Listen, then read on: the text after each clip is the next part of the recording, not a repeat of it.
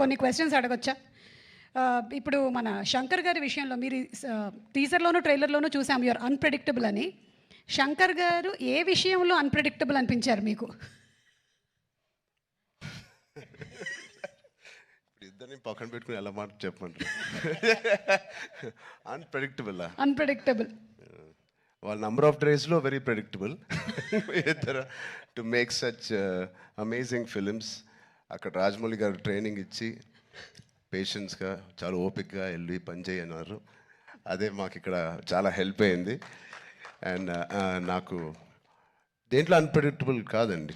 Everything every day is one new unpredictable. ఇప్పుడు ప్రస్తుతానికి songs అంటారా, మీరు ఎంత ప్రిడిక్ట్ చేసినా it is going to be into 10x. మీ ఇమాజినేషన్స్కి బియాండ్ ఉంటాయి.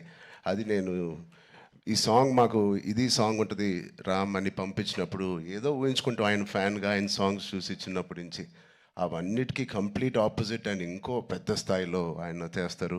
సో ఇంకా దాని తర్వాత బ్రెయిన్ ఇంట్లో పెట్టి మామూలుగా మేకప్ వేసుకుని వెళ్ళడమే ఆయన సెట్కి. సో అంత బ్యూటిఫుల్ జర్నీ. యా నెక్స్ట్ అలాగే సుకుమార్ గారిది ఒక స్కూల్, ఆల్రెడీ సుకుమార్ గారిది ఒక స్కూల్ అక్కడ మనం డాలస్లో కలిసాం. నెక్స్ట్ రాజమౌళి గారు స్కూల్కి వచ్చారు అండ్ ఆ తర్వాత శంకర్ గారు pre school, junior school, senior school 2, 3 అలాగే చేసుకుంటూ వచ్చాం. I think I'm very very very fortunate. నిజంగా చాలా అదృష్టవంతుని. వితిన్ 2-3 ఇయర్స్లో నాకు ముగ్గురితో కలిసి పనిచేసే అవకాశం వచ్చినందుకు I thank God so much.